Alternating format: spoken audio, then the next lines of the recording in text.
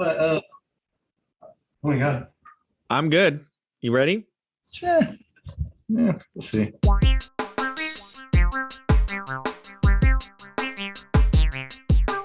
We're live.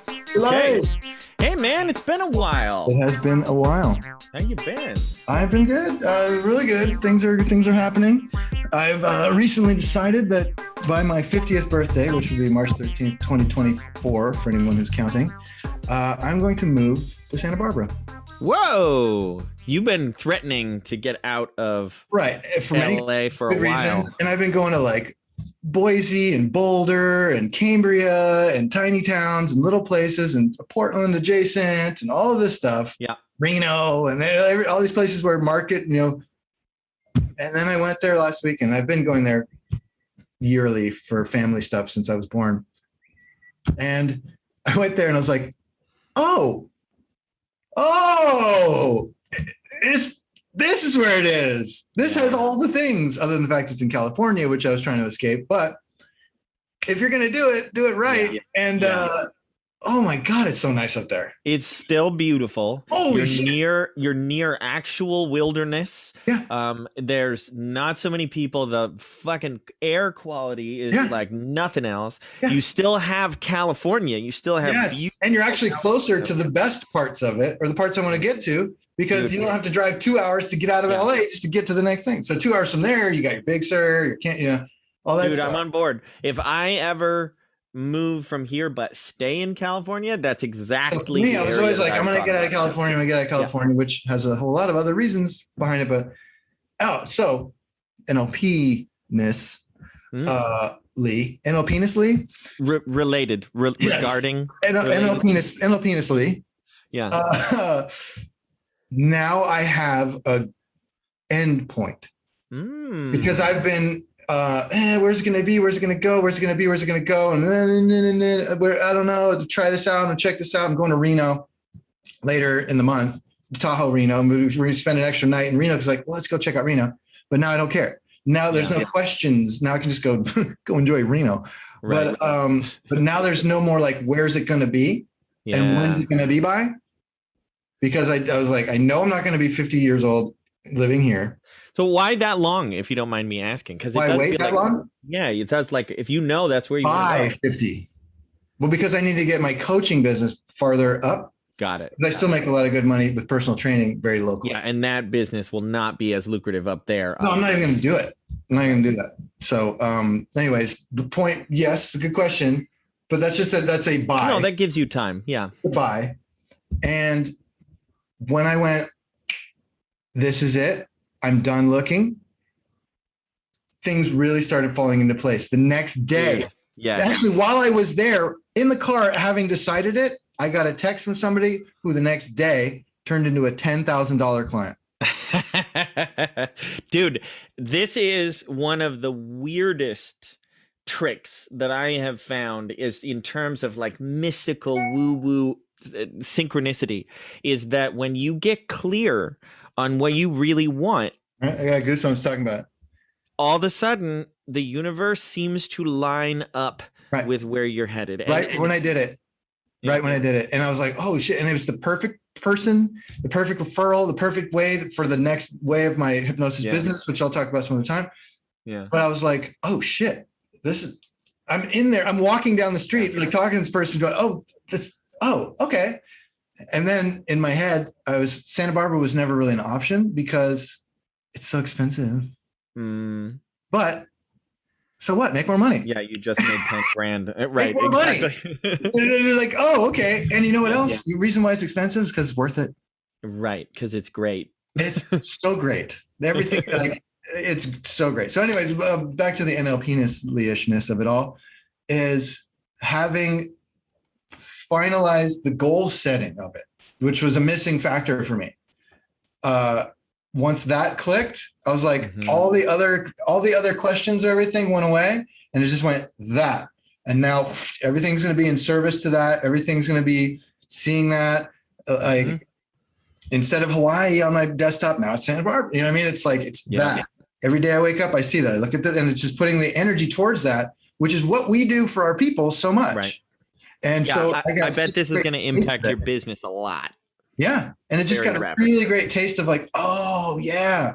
And I don't necessarily blame myself for not having clarity until now, because I was looking a lot of other places that I thought were nice. And I didn't realize right in my backyard, essentially, because I wanted to get the hell out of California. But if I'm going to be... You had reasons why you didn't consider it as an option. And then when it dawned on you, that's the moment that you're trying to help somebody get to in a breakthrough session. Right. Is that moment when you go, oh shit, I never considered that possibility. Right. And I had, but I didn't really think about it for some reason. Or I didn't think I was worthy of it or could afford it, or, all that stuff.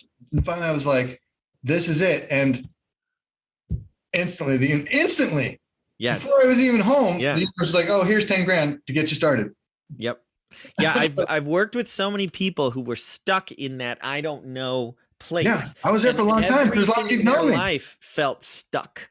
Yeah. Because and then when you finally realize that there are no wrong answers, there's only where your bliss is calling you, and then you remove whatever those blocks are to getting you to be able to feel what it is, which is exactly I think what you just did. Yeah. And then it's the alignment. Jung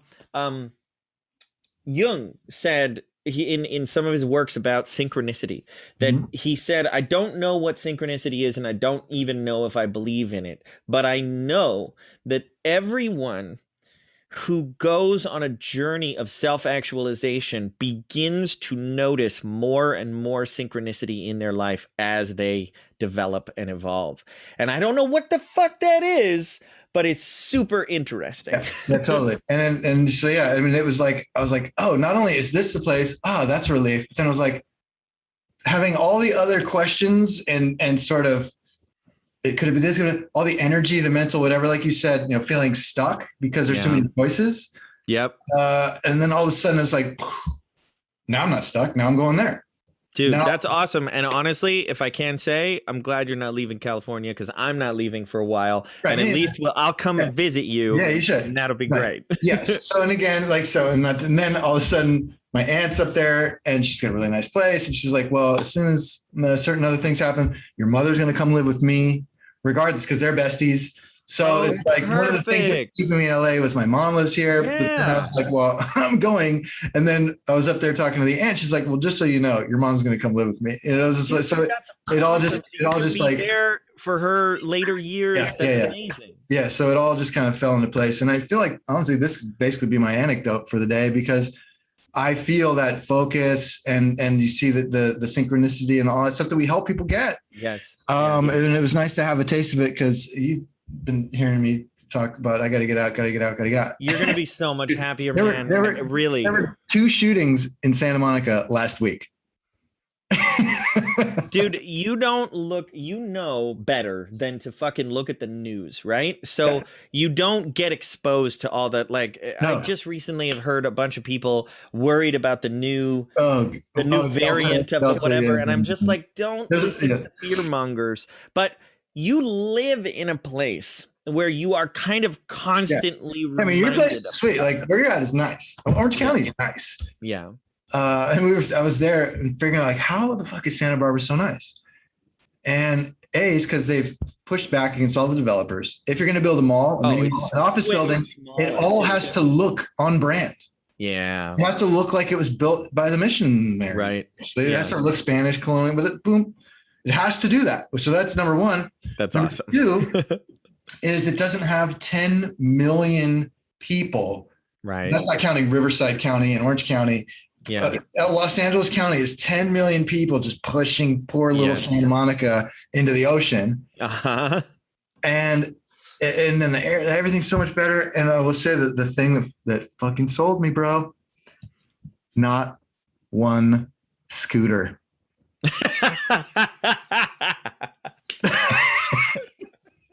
Of course, that would be the linchpin for you. But we did see 4 kids riding scooters, but they were full on rentals. Okay. Which meant they had to bring it wherever they went. You're going to pay for it, which is how it should be. Don't you just leave it in the street, right?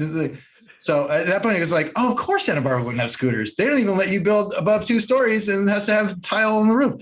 Hell yeah. So once I was there, I was like, this is amazing. Done. Yeah. So done. So we don't have them down here either. So Right. Well, good, especially in your neighborhood, which is nice. Yeah. But it's just, to me, other than the fact that scooters are fine, it's a thing. It's a thing. Just like a gun, it's a thing. It's fine if you are responsible about it. But dude, you come to Santa Monica nowadays and it's so bad. It's in any place where there's people, and the city's like, fine, we'll take money. We don't care about the people who live here. We don't care about property values. Just go ahead. And I know that place is not perfect, but it hit it check. Okay, I guess it's in California. Check. And hour and a half from all my friends, 2 hours from me, whatever.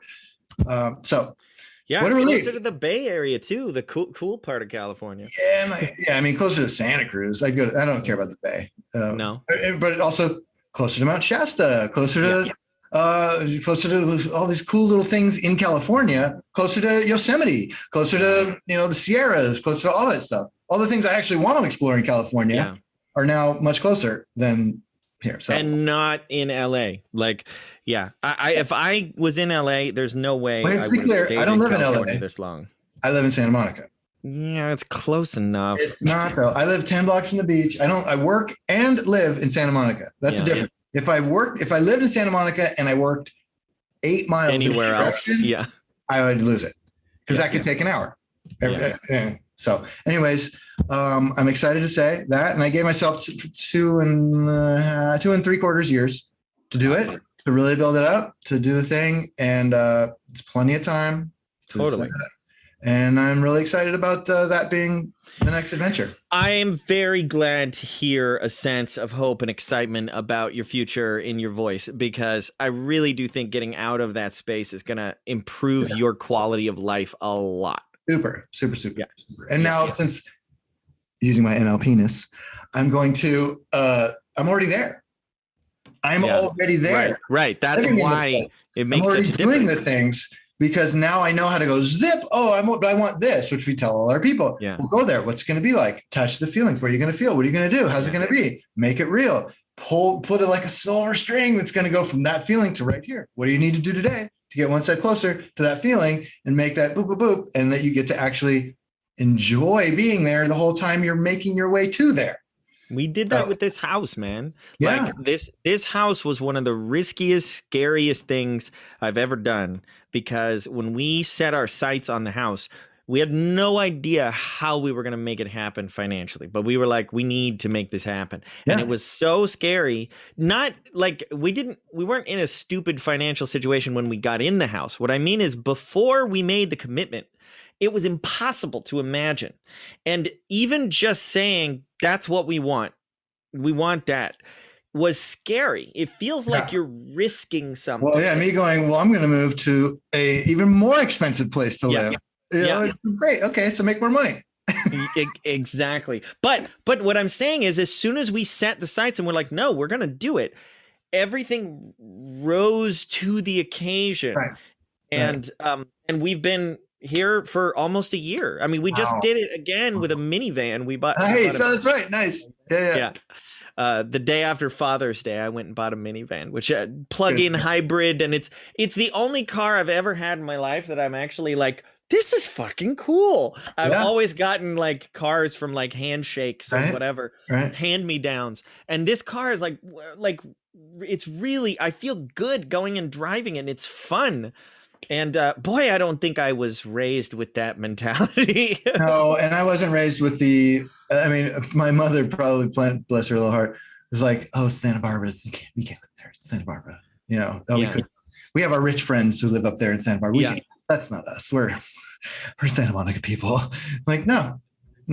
So Adrienne was saying she missed the location that you're saying you're moving to. Santa Barbara, if you didn't catch it. Santa Barbara, Adrienne. But not for like 2.5 years. So unless I can shave it down by kicking ass. Yeah. Which I'm down for. But that's your deadline. The deadline is I will not be 50 here. Got it. I like it. So awesome. Well, you want to call that your anecdote, and I'll do mine? Yes, for sure. And we got the hour. 20 minutes? Yeah, 25 minutes. Okay. This is a story that happened a couple of weeks ago, but it was so much fun, I saved it. So I've been working with this guy who, like many clients that I personally end up working with, I don't know why this is my destiny, he has a lot of fear and insecurity about his ability to be hypnotized. He doesn't know if he believes in hypnosis. He doesn't know if it's really possible, but he's like, but I think I need to learn how for some reason. And he feels like he can't communicate with his unconscious. So I've been taking him on this journey of like trying to educate him about what hypnosis really is, and giving him lots of different experiences and getting him talking to his unconscious and really starting to drive home the idea that you're always talking to your unconscious. Right. So in this last one, he's been losing weight. He's been doing a great job. He's been absolutely killing it in his weight loss, and he's down at his lowest weight since I think he was a teenager. And during the pandemic, he's just been super disciplined, and he's been doing this thing where he waits 20 minutes in between portions. So, you know, I don't usually talk to people too much about how they're dieting unless I think it's really stupid. If somebody wants to do keto or low carb, or whatever, just or Weight Watchers, if it works for you, go for it. The point is I deal with the inner part of it. So he had this system where he's like eating small portions and he has to wait 20 minutes in between portions that he eats. And he said that sometimes lately, he said, I just get so like, I don't know, like so frustrated or something, and I'll just say, fuck it, and I'll eat another one. And it wasn't happening before. So I was like, okay, I know you've been wanting to do more hypnosis. So I'm going to show you some hypnosis that doesn't look or sound like hypnosis. Okay. So like that feeling that you have when you're just like, fuck it, I want to do it. That feeling, when you think about it, what is that feeling like? And he's like, I don't know, what do you mean? And I'm like, I don't know, what is it like? What's that feeling like? And he's like, it's like an angry little dog. Perfect. Boom. I knew you'd like this one. Yes. So I'm like, all right. So what kind of dog is it? What does it look like? What color is it? And like, then we said, so what does it need? What do you need to do for it? What's something else you could do? And he said, well, put it in a cage. And I was like, well, of course. Right. Yeah. And I was like, kick it down the street. Yeah, right. I was like, I don't know about you, but I don't usually respond well to being put in a cage. So maybe we could, and then he's like, what if it was a cage that like, it opens up to the backyard where all his stuff is? And I'm like, perfect. So then the next week, so that's pretty much all we did. I had him visualize it, and I had him letting the dog out into the backyard with all this stuff. That's it.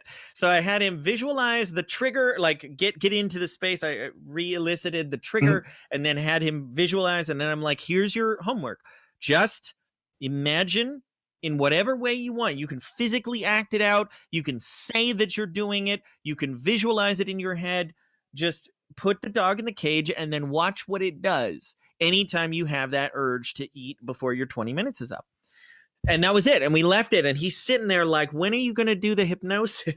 So the next week he comes back and he's like, I don't know what the fuck you did to me. I love it. But that seems to be working and I don't understand it. And he said, but check this out. This is my favorite part. This is a guy who thinks that he doesn't have any rapport with his unconscious, right?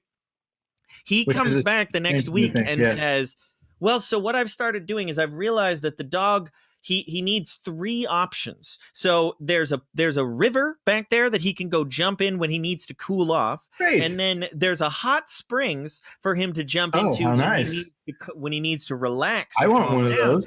And then there's a doghouse when he's like kind of in the middle and he's just fine. And so I always pay attention to which one the dog is going to when I let it. And I'm like, I didn't tell him to do any of that. That's amazing. Yeah, exactly. No, there's no hypnosis going on here. Oh, that's wonderful. Yeah. That's great. Yeah. Isn't that amazing? Dude, the playing with the metaphors and just going, got it. Okay, let's fuck around with that metaphor. Yeah. I mean, you're lucky that sometimes people like him it's real hard for some people to even go like, what? Well, what do you mean? Like, what? Well, I don't know. It's like, I don't know, pissed off. Like what? Pissed off like what? Like pissed off like angry.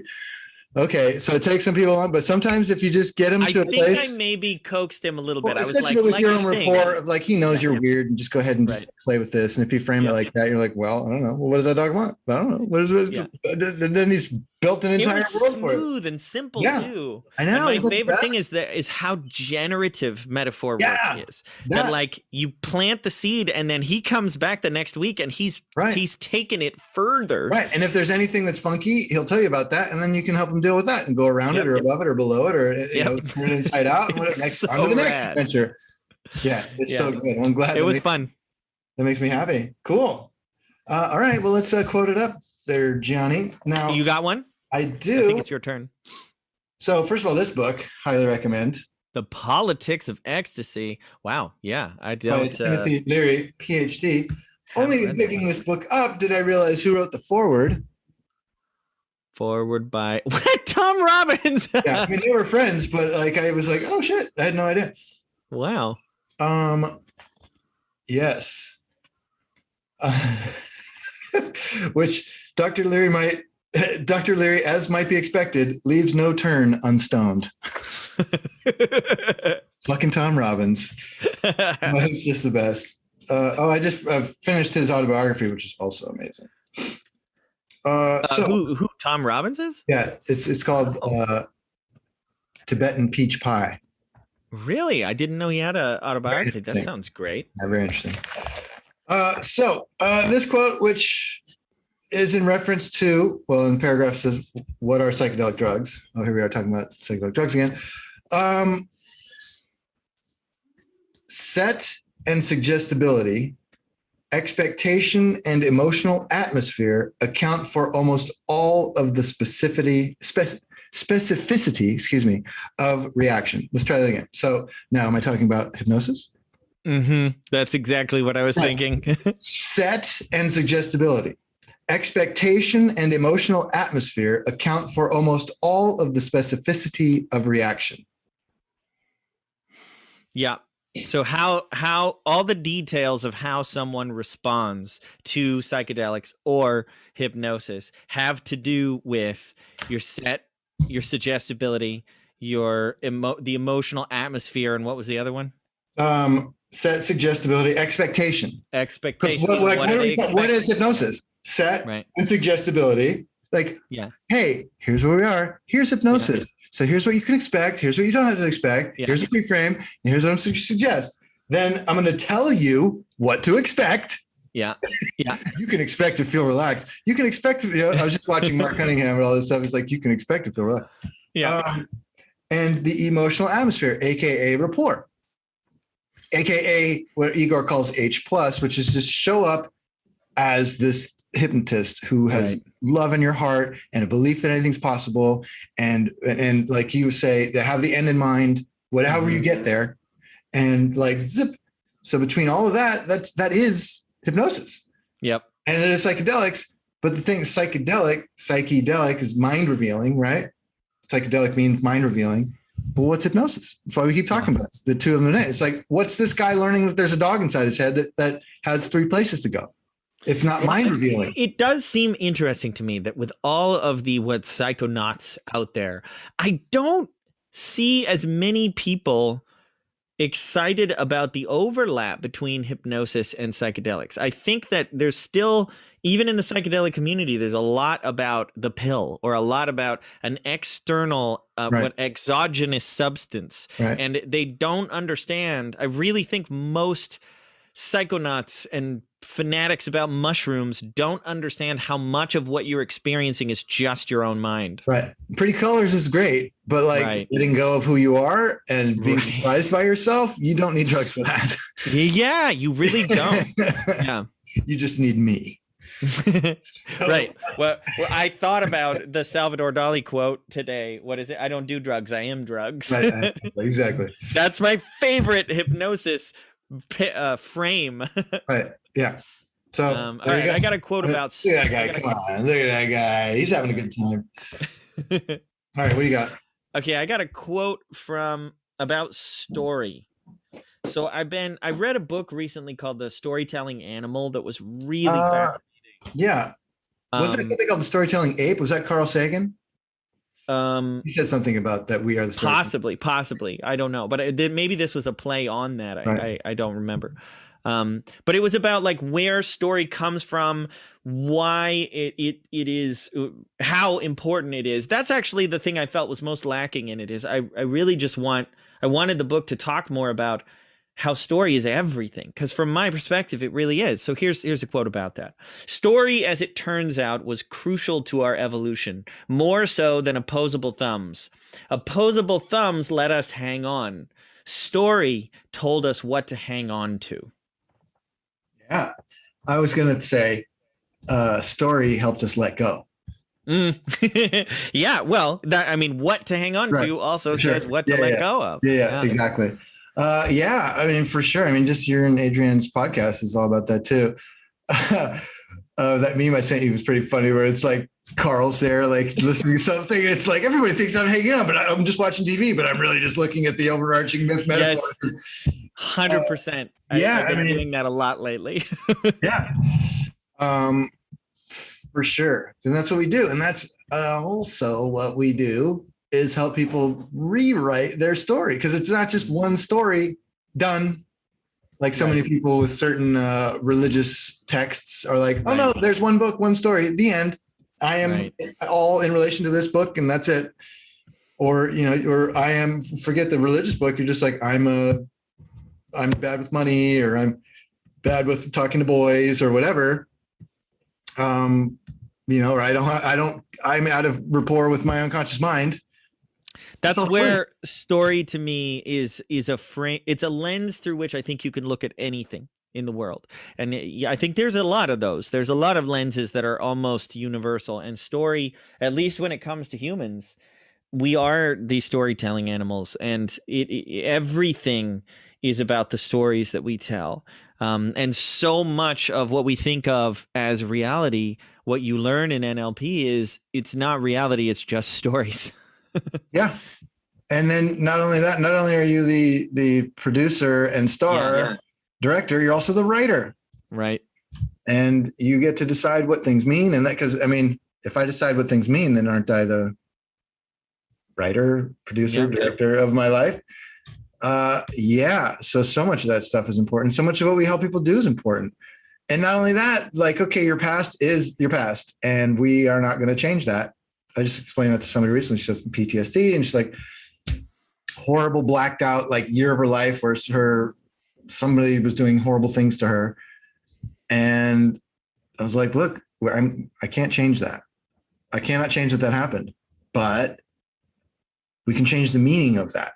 Right. And that's where the story changes.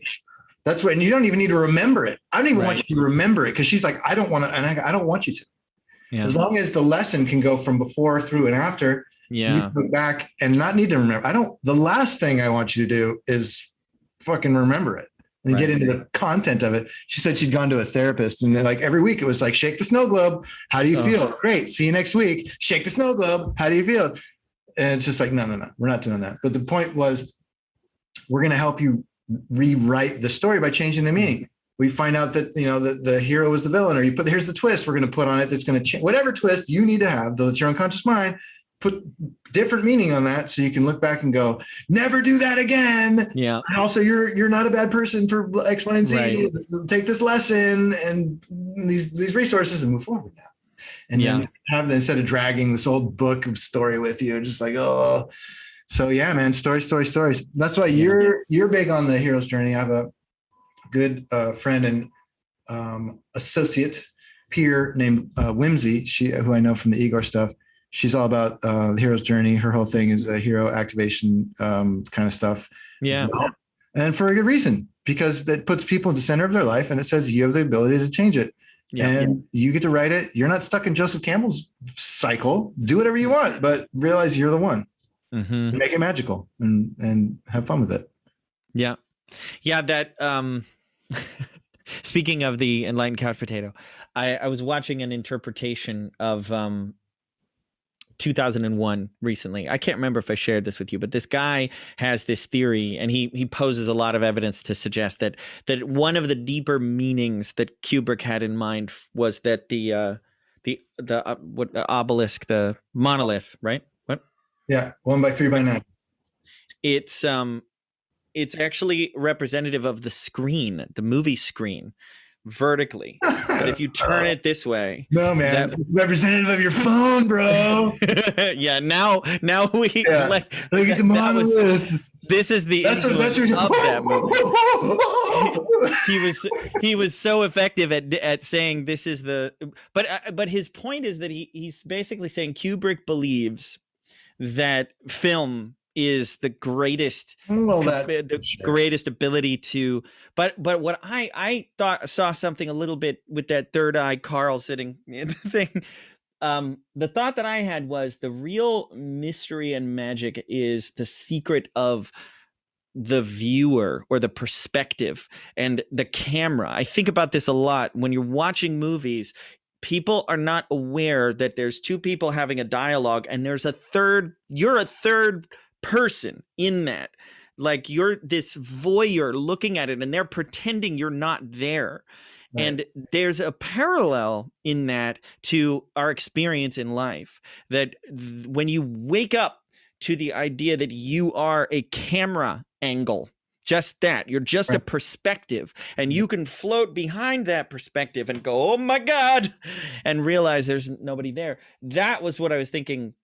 I wonder if that might be the deeper meaning of what that. Yeah. First of all, yes to everything you said. And I'm not exactly sure that he thinks that that's a movie screen. I think he agrees with everything you said, but I don't think because it's the monolith is 1 by 3 by 9. And movie screens are not 3 by 9. Right. No, it's not exactly, but the guy makes the point that it's supposed to be metaphorical. So sure, fine. Okay. Yeah. So, okay, sure. Yeah, it could look like anything, right? Right. But well, what's the point? 1 by 3 by 9? Like that is significant. It's going up by threes. It's just it's cubing itself. It's like 1 by 3 by 9, and then it's like there it is. It's, I am the monolith, and it's like I don't know. But yeah, and I just watched a review of 2010. Oh yeah, with the movie version. Yeah, I never saw it. You never saw 2010? No, dude. Was it good? Yeah, it's one of the best sequels that there is. Seriously, I always heard that it was like not like the 2001, and I didn't want to spoil. It's got more of a story structure, and it doesn't really spoil the end or the beginning. It leaves things some mystery. I definitely think you should check it out. All right, cool. By Schneider as like, oh yeah. Yeah, and it's still beautiful. It's still trippy, but it deals a little bit more of like the why. Okay. Why, what is the metaphor? What is the monolith? What all that stuff is? Please check it out, dude. I'm definitely. Yeah, especially on your big old screen, it'd be great. Yeah. Well, at some point here, when you finally get around to watching Inside, I feel like I want to do an entire episode. For sure. I'm saving it. I might do it this weekend. Adrienne, if she's listening, she didn't fully dig it. Oh, really? But I have a feeling you're going to. Who wrote to me and were like, dude, that's amazing. You have to see this. No, I'm saving it. Yeah. Yeah. So I can't wait. When you get around to it, no rush. Take your time. Right, when you do, let's have a full-on sit down. Sure. I'm sure I'll watch it twice the first time. Yeah. I think I've seen it 4 times. I just showed my kid last night. He's 11 and he got most of it. I was pretty surprised. Nice. Yeah. All right, buddy. Well, cheers to you and yours. And I will. All right. Peace, love, and NLP, everybody. Later. Bye-bye.